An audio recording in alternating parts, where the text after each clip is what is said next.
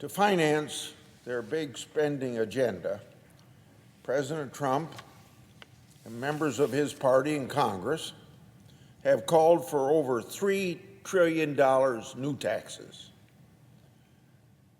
This group claims that these tax cuts are targeted solely to the very wealthy. However, deep down, embedded in their tax hike proposal, is a direct attack on family farms and resulting ruination of rural communities. If Democrats get their way, family farms would be decimated through the enactment of a second death tax that operates on top of the existing estate tax. This second death tax would subject the paper gains of business and investment assets to tax upon transfer to the next generation. At the same time, the current long-term capital gains rate would be nearly doubled. Now, as a result, decades of paper gains in farmland and other property could be subject to capital gains taxes at a rate as high as 43 4/10%.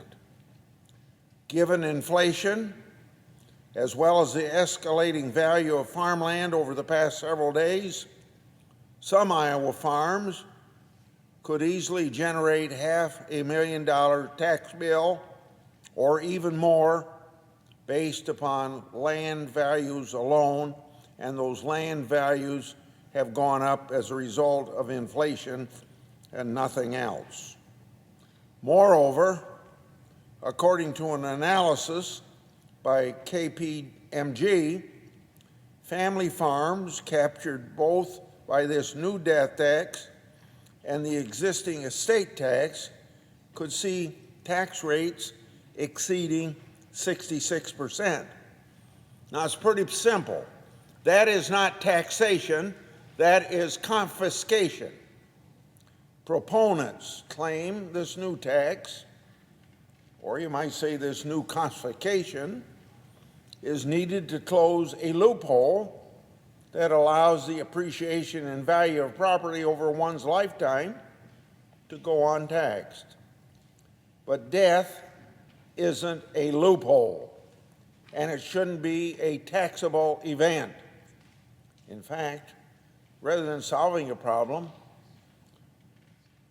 this proposal would resurrect failed policies from a decade past.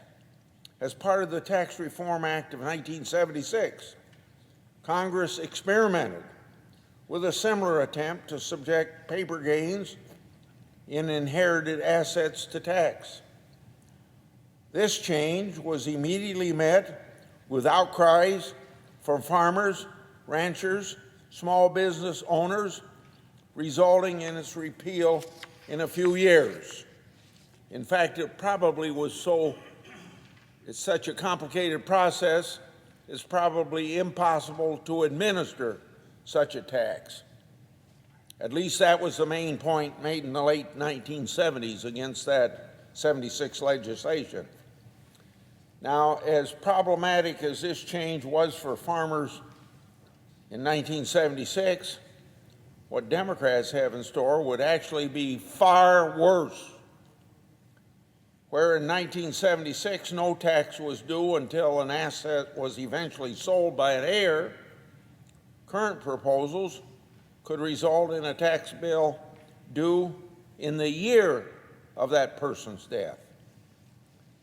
As it's often said, and with a lot of truth to it, farmers are land rich and cash poor. This means it's unlikely for a decedent estate to have cash on hand to satisfy a six-figure tax bill. Now, as a result, all or portions of a family farm might have to be sold to satisfy an oversized tax bill.